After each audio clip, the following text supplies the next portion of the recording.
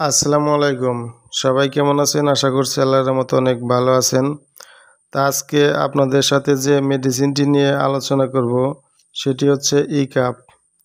ইকাপ ক্যাপসুলটির প্রস্তুতকারক কোম্পানি হচ্ছে ডাক ইন্টারন্যাশনাল।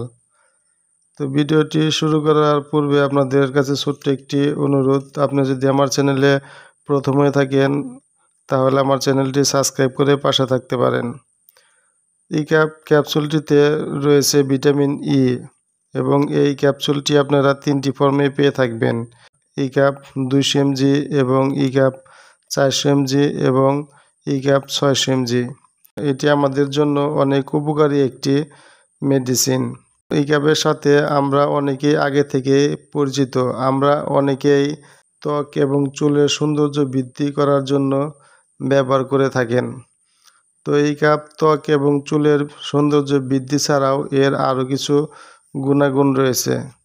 বিভিন্ন রোগের ক্ষেত্রে বা বিভিন্ন সমস্যায় ডাক্তাররা এই ক্যাপসুলটি প্রেসক্রাইব করে থাকেন। ভিটামিন ই এর অভাবজনিত কারণেও ডাক্তাররা এই ক্যাপসুলটি প্রেসক্রাইব করে থাকেন। এছাড়া গর্ভবতী মহিলাদেরও এই ক্যাপ খাওয়ার নির্দেশনা দেওয়া হয়ে থাকে। পাশাপাশি দুগ্ধদানকারী মাতা ও নবজাত শিশুদের ভিটামিন ই এর অভাবে রক্ত স্বল্পতা দেখা দেয়। সেই সময়ও ডাক্তাররা এই ক্যাপসুলটি প্রেসক্রাইব করে থাকেন। এছাড়াও অ্যানজিনা পেক্টোরিস, কোলেস্টেরলের আধিক্য, ক্যান্সার এবং শেষ রাতে পায়ে খিঁচুনির সমস্যায়ও এই ভালো ফলাফল দিয়ে থাকেন।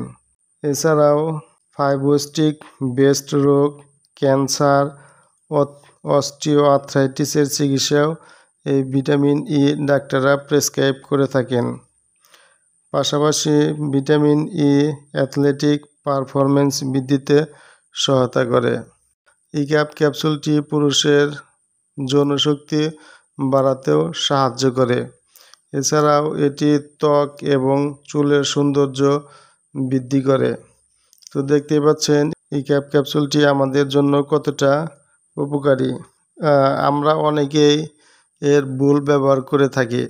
আমাদের মধ্যে অনেকেই দেখা যায় যে এটি মাথায় চুল গজানোর জন্য খেয়ে থাকেন বা মাথায় ব্যবহার করে থাকেন। এটি আসলে মাথায় চুল গজানোর জন্য কোনো ভূমিকা রাখে না। এই ক্যাপসুলটির মাত্রা ও সেবনবিধি সাধারণত এটি দিনে 1 থেকে 2টি ক্যাপসুল খাওয়ার জন্য চিকিৎসকেরা পরামর্শ দিয়ে থাকেন। এর পার্শ্ব প্রতিক্রিয়া সাধারণত ভিটামিন ই সুসহনীয়। অতিমাত্রায় সেবনে ডায়রিয়া, পেটে ব্যথা ও আন্ত্রিক অসুবিধা দেখা দিতে পারে। তো এই ছিল এই ক্যাপসুলটির বিস্তারিত আলোচনা। তো মেডিসিনটি সেবন করার পূর্বে অবশ্যই কোনো রেজিস্টার্ড চিকিৎসকের পরামর্শ অনুযায়ী সেবন করবেন। তো আজকের মতো এই পর্যন্তই। দেখা হবে নেক্সট কোনো ভিডিওতে। ভালো থাকবেন সবাই। আল্লাহ হাফেজ।